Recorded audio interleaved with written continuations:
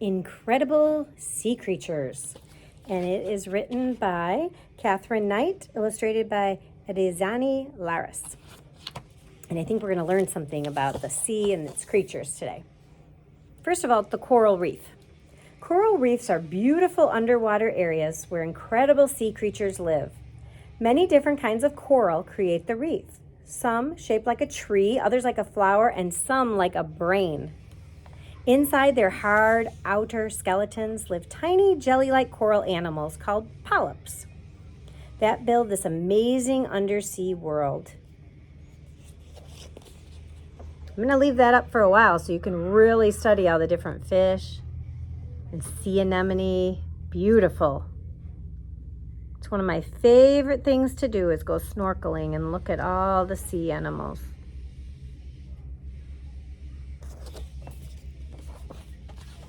Many of the coral reef creatures are slow-moving and may never leave the reef. Some flutter through the water like the many-finned seahorse. Others slide along the seabed floor like the many-armed starfish.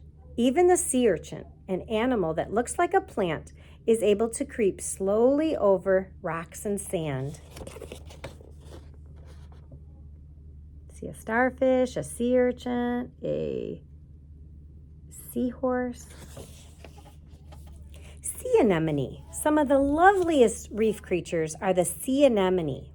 That's funny to say, sea anemones. Can you say it? Sea anemones. Some are smaller, no bigger than a grape. Others can be 6 feet wide. Beware, those pretty petal-like tentacles contain a poison that stuns small fish and other prey. Sponges come in all sorts of unusual shapes. Their skeletons are made of spongin, a stretchy material that is where we get the natural sponges we use to wash with. And if you ever can get to Florida, to Tarpon Springs, Florida, you can see the boats that go out and get the sponges, and then they bring them in, and there's a sponge museum that you can go to and learn all about it. Giant clams can live up to 60 years. The giant clam can grow to 5 feet across and weigh 500 pounds. It opens its huge shell to feed on plankton and algae, which is tiny animals and plant-like life forms. You know, we saw that picture of the seahorse. It says the male seahorse carries the eggs in a belly pouch until they hatch. You know, women carry babies and in humans and in most animals, and the seahorse, it's the men that carry them in their pouch. The seahorse has a strange shape for a fish. Its tail can wind around water plants to hold it in place. It can hook on so it doesn't float away when the current moves.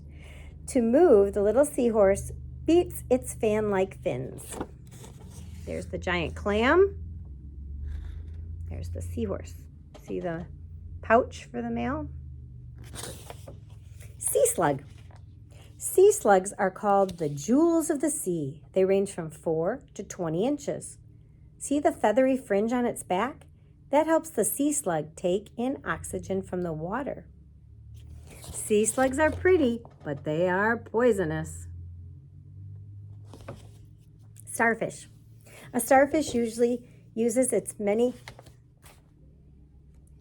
I got interrupted, so I'm hoping we can put these videos together, but if it's not perfect, you know why. We were talking about starfish. A starfish uses its many arms to move around and catch food. It wraps its arms around a clam and pulls the shell apart to get at the soft animal inside. Wow, a starfish can regrow an entire body from one arm. So if one arm falls off, it'll grow back. But even if it just has one arm and everything's fallen off, it'll regrow. That's amazing. Jellyfish. Jellyfish, or some people call them jellies, are not fish. They are soft sea creatures that float in open water. Their long tentacles deliver a painful, poisonous sting that kills its prey. And some are 6 feet wide. Coral. Coral may look like a plant, but it's an animal. This hard outer part protects the soft polyps inside. Each polyp sends out tiny stinging tentacles to catch plankton. And coral are related to the jellyfish. And there's coral. Sometimes you can find that washed up on the shore. Spotted moray eel. What's that snake-like creature peeking out from between the rocks? It's a fish called a moray eel. Never wave your hand in front of a moray eel. It might mistake it for an octopus and bite, and they can grow 6 feet long too. Ribbon eel. Male ribbon eels are electric blue. The females are completely yellow. The tube-like nostrils that flare at the tips give the ribbon eel an excellent sense of smell. Ribbon eels are all males at birth. Some later become female and turn yellow. Well, that's something I did not know. Very interesting. I love learning stuff, and I learn, when I read these books, sometimes I know what we're talking about, and sometimes I learn something new, and that one I did not know. Sharks. The largest predators in the reef are the sharks. Just like many of the other reef creatures, sharks have no bones. They only have firm tissue called cartilage, like the cartilage that forms in your ears. Can you grab your ear and feel that? That's cartilage. So here's a white-tip shark and a tiger shark. Hammerhead sharks sometimes swim in groups of up to 100. They have a head that looks like a hammer. Each end has an eye and a nostril. This shape helps the shark to see and smell and move well through the water. And my son and I, we went snorkeling in Galapagos Islands, and we were swimming, and we looked down, and there was a school of hammerhead sharks. Stingray. Stingrays are related to sharks. Like sharks, they have no bones. They are flat fish with wide fins. They flap their fins to move through the water. The stingray has a sharp barb at the end of its tail. It has poison in this barb. When the stingray strikes with its tail, it stings, and they can grow 6.5 feet long. Whenever you're at the ocean and you're going into the water, you don't have to be afraid of them. But you are supposed to do something called the stingray shuffle. So stand up real quick, wherever you're listening to this. Stand up. Put your feet together and shuffle them. Go like this. One foot in front of the other. And that's called the stingray shuffle, because the stingrays don't want to use that barb on you. So if they feel the vibration or they see you coming like that, they're going to leave. So you don't have to be afraid of them. Stingray shuffle. Clownfish. Oh, who doesn't love a clownfish? This tiny fish was named for having stripes like a clown's face. Clownfish are able to live with sea anemones because they are not affected by their poisonous tentacles.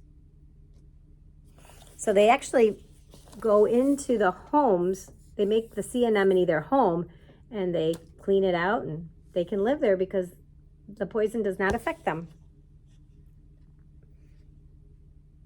Clown triggerfish. The dorsal fin of the back of the clown triggerfish can be locked to stay straight up.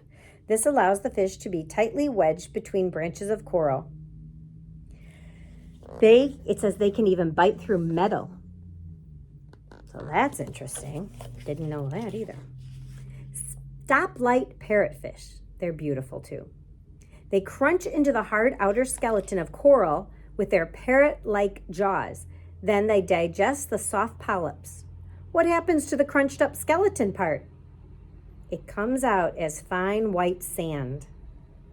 It says it changes color as it ages. Some are red, some are green, some are yellow. Look at that beautiful fish. Grouper. I gotta say, that's my favorite fish to eat. Groupers are powerful predators with large mouths. Their bright color and spots help them hide in coral. Groupers suck in prey with one big mouth gulp. Palate surgeonfish. This fish, also called a blue tang, has spines at the base of its tail that are razor sharp. Like a surgeon's knives, fishermen must be very careful when pulling in the net and may hold if the net holds one of those fish. They eat algae with teeth that are bristly like a toothbrush. the grouper and the surgeonfish. Trumpetfish. They look like harmless sticks in the water until they strike. What an odd and incredible fish. Its trumpet snout has a hooked beak that easily traps tiny fish that it sucks in. Lionfish, elegant fins sweep through the water like butterfly wings, but beware, the spines in its fins inject poison. Lionfish trap little fish in their long fins and gobble them up. Trumpetfish, lionfish. You see how they got their names? Porcupine fish, also called a blowfish. It is able to make itself larger and rounder by gulping water. If a predator keeps after it, its spiny scales will pop up like a porcupine's quills. Ouch. And they have huge eyes so they can look for food at night. Stonefish. These are super cool. Stonefish is one of the most dangerous animals in the sea. It hardly moves on the rocky seabed, and algae grows all over its bumpy skin. Fish swim up close to what looks like a stone and are soon made a meal. It says the stonefish has a spine on its back that injects a deadly poison if you step on it.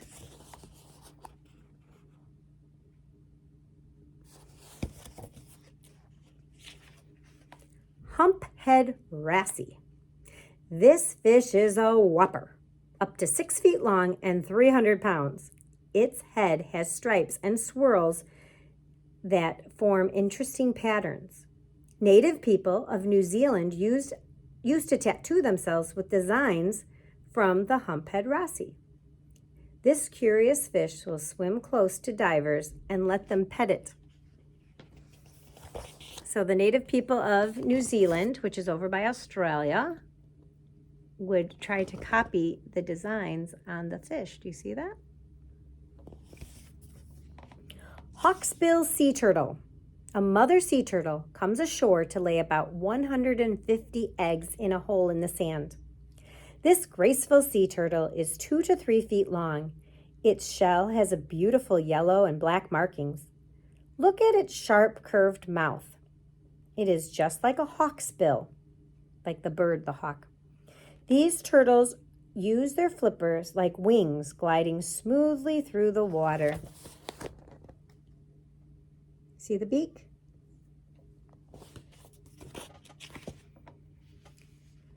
Dugong. The dugong is a slow, peaceful animal that is related to the manatee. It is a mammal, so it breathes air at the water surface. It does not have much hair, but it has thick whiskers. It feeds on seagrasses and water plants, usually during the day. When they have a baby and they give birth on land, the baby, which they call a calf, can be 4 feet long. I wonder how tall you are. You might be 4 feet. You might be 3 feet. So there's the baby. It's a big baby. Ocean sunfish. Out in the ocean, far from the reef, is the largest bony fish in the world, the ocean sunfish. It is 5 to 10 feet long and can weigh up to 5,000 pounds. It starts out as a tiny fry, that's the baby fish, with a normal tail fin. This fin stops growing, but the rest of its body grows to a huge size. Sunfish sometimes float sideways on the ocean surface and sunbathe. A big fish. Blenny. I've never heard of a blenny. The little blenny is found along the coast of tropical and cold seas. Its long body makes it look like an eel. It has 2 whisker-like growths on its head called cirri and eyes at the top of its head. Blennies have slimy skin and no scales.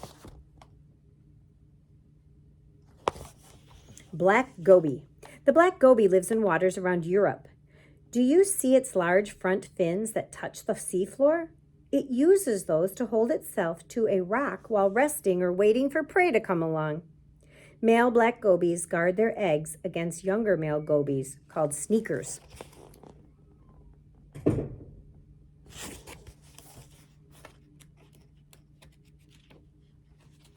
Common octopus. The octopus is an intelligent animal with 8 long arms. Each arm is lined with 2 rows of suckers. The octopus is an excellent hunter. Once it spots its prey, it slides close to it, then leaps and traps it with its arms. Its mouth has a bony beak and can break into even the hardest shells. It says an octopus can squirt a cloud of dark ink at a predator and then scoot away into the sea. It's a defense mechanism, right? And I also heard that if you put an octopus in a trap, like a maze almost, they can get out of pretty much anything. They're very intelligent. Anglerfish. Some sea creatures live in the dark depths of the ocean, such as the anglerfish. This fearsome-looking fish has a huge mouth with a double row of sharp teeth. Its rough skin helps it blend in with the sea floor. The anglerfish has a fishing pole that grows out of its head. Did you hear me? A fishing pole that grows out of its head. It wiggles it to attract a fish. The anglerfish strikes and swallows the fish. There are thousands of more incredible creatures that live beneath the waves.